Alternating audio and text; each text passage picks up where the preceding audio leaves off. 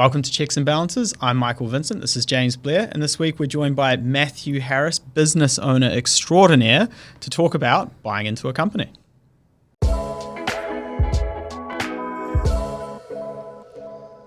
So this topic is one that we've probably been running into recently, where we've been getting contacted at Lighthouse going, hey, my business has come to me going, would you like to buy into the business? Mm-hmm.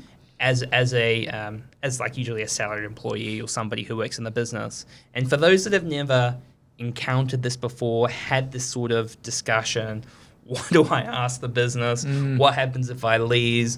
What are the pros and cons? Should I do this? There's a bit to work through, right? Yeah, there is. And I think when you look at that opportunity, it can come in many different forms. So if it's just a sole operator in a company structure and you're the first person that's been offered, then it can be probably quite a complex and long journey.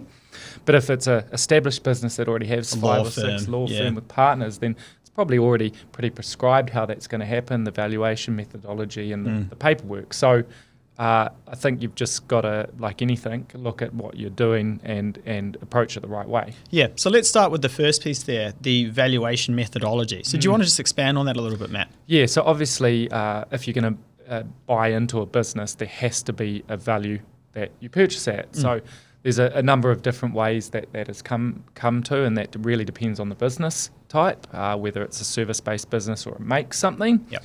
Then it's obviously sometimes you can have situations where people will be offered a discount to the purchase price because they have a particular skill set or the employer really likes them. Yep. And then on the other side of that is the payment part. And that will also really depend. Do you have a 85-year-old law firm partner who is shuffling, off into his probably overdue retirement? Yeah. He might want to be paid straight away. But if you have, probably. I would But I'll take the annuity. Yeah. But if you have a 50-year-old partner who has other things going on, he may be working for the next 5 years, there might be a payment plan on offer. So those are the kind of things that we would consider. Yeah. So the first two things to sort of think about there, how is the business valued that you're buying into? Do you agree with that methodology? Is it agreed? Is it the first time? Do you need to come up with some brand new inventive way and consult an accountant? And the second thing there, how do you actually buy in? And there's a couple of ways that can happen, right? One, there can be an actual exchange of cash. So you can physically buy into a business. This is quite common with equity partners and law firms. They will need to buy into the business. So they will take out a specific loan for this. And there's ways that you can set that up. A lot of them put it against the house maybe. And there's obviously tax implications and things like that. The second way to do it is where there is actually no exchange of cash, but you're buying in from equity that you would be reasonably earning. So that might be, let's say the business earns $1 million a year in profit and your portion is worth 10% of that profit. What's happening there is you're not actually handing over cash, but that 10% you're foregoing to buy into the business. Yeah, you're foregoing the dividend. Yeah.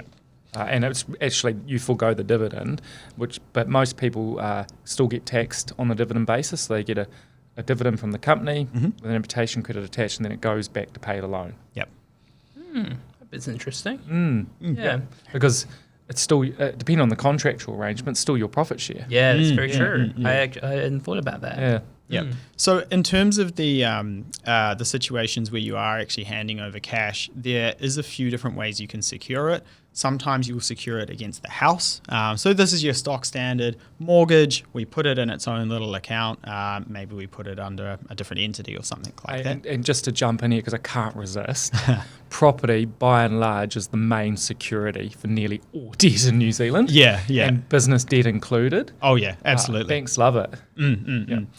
So you can secure it against the house. Let's say you've got a 9.1, 9.2, and 9.3 loan account. This might just be the 9.4 loan account. So a little suffix on the end, you might put it under a separate entity or something like that. Sometimes, in really sort of, I guess, not so common, but you might do a GSA, so a lend over the actual shares that you own in the business, so a general security agreement.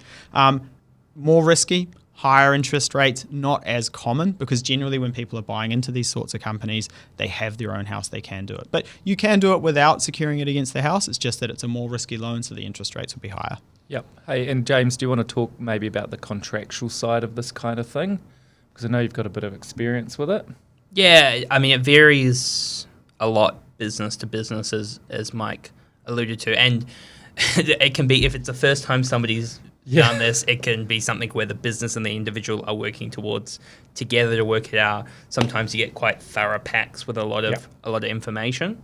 The thing I get asked is this a good investment for me? And it depends on a few different variables. The first thing is about the business itself, and the employee or the client is the best person to answer that question because they're in their day-to-day, they know the people running the business, they've been presented the strategy, they understand the industry to an extent far better than an advisor would be able to walk in over a couple of hours and be able to advise on. So how do you feel about all of those things, the direction of the business, who's running it, where they're going in the future? Yeah. That's probably a really important starting point. The other thing I talk to people about is how much are you investing? Because if you're, say you've got 2 good salaries, you and a partner, you've got a house with some equity, maybe you've got some other things going on, potentially young, and you go, they want me to invest $50,000. In terms of the material nature of it, you go, it's probably not a big deal for you to have that starting point, get comfortable with as being an owner in the business. And then with a lot of these things, there's more options to buy in further in the future. Yep. So that they're probably a couple of big things. In addition to that, the dividend history. So is the dividend consistent? Can you get an idea of what's happened historically? If it's and I know, Mike, you've got some experience with this, like a startup company, a new company where there's no dividend history, well, there's a bit more, you don't have that history to rely on, and you need to make your decisions on something else. But I do look at if there is the dividend history going, how long will it take us to repay the loan being important. Yeah, and so with the specifically with my history with this around startups and employee stock purchase programs and these sorts of things, in my opinion, they are a good thing. But for those sorts of investments, I treat those as a Hail Mary. If this comes off, it comes off. If it doesn't, it doesn't. I've foregone some money for that. That's fine. But when you're making those assessments, I think what you need to sort of consider is just take a step back from the business, because although you are in the trenches, everyone's rowing in the same direction. It's important to take sort of an objective view of the company. Think about, okay, let's say I have an employee stock purchase program. How much of my salary do I want to contribute to that? What does that going to mean if the stock hits $10, $20, $100, $1,000? How long is that going to go for? How long is that going to take? There's just a lot of considerations around those sorts of things. Really valid point, Mike. I really, really like that if you're within the business and you're drinking the Kool-Aid, you can become very biased on whether this is a good idea or not. And having that separation is incredibly important. Yeah, I don't want to make it sound like I am against these. Fundamentally, I think they are a really good thing for companies, for companies sharing profit with their employees. And with a lot of the startups that I've worked in, potentially you get paid a little bit less because it is a startup. Cash flow is is key for all businesses, but is their main sort of crunch. Yeah, and I think that we've moved obviously away from buying into a business to being offered a part of a business. Yes. Employee share schemes aren't overly common in New Zealand. I know you're talking about your experience in the UK working in tech startups, London, wasn't it? Back in London. Yeah, I heard it was London. Yeah. Someone told me.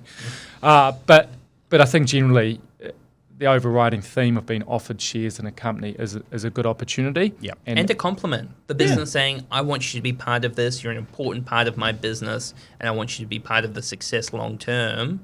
It doesn't get much better than that. No, and nearly always it's an option which is a significant discount to market value. Yeah. And I'm just going to put my tax hat on for 1 second. That is taxed.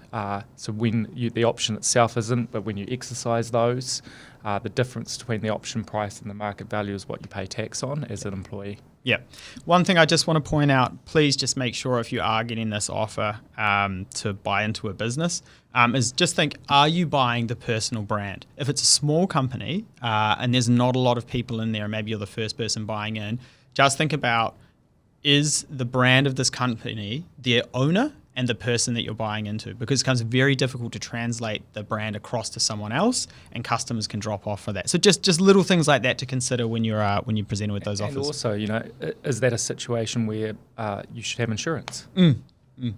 Yep, very, very interesting, because it's a good point, Mike, that we're talking from one-man bands to companies that are very large with a lot of capital behind them. Yeah. The way you make the decision, the things you think about will change quite dramatically. Absolutely. Yeah. The other thing that's important to think about is if you decide to leave the business, how does that work? Sometimes you need to be in the business for a certain period of time, the valuation when you leave as well, all of those things. It's just like and what I usually do for clients is just like sending a list of these are the sort of questions you have to ask. But if it's in a larger business and you're talking to like the CFO or the CEO, and it can be a little bit overwhelming and quite a compliment. You just want to make sure that you're still quite working through your points. Yep.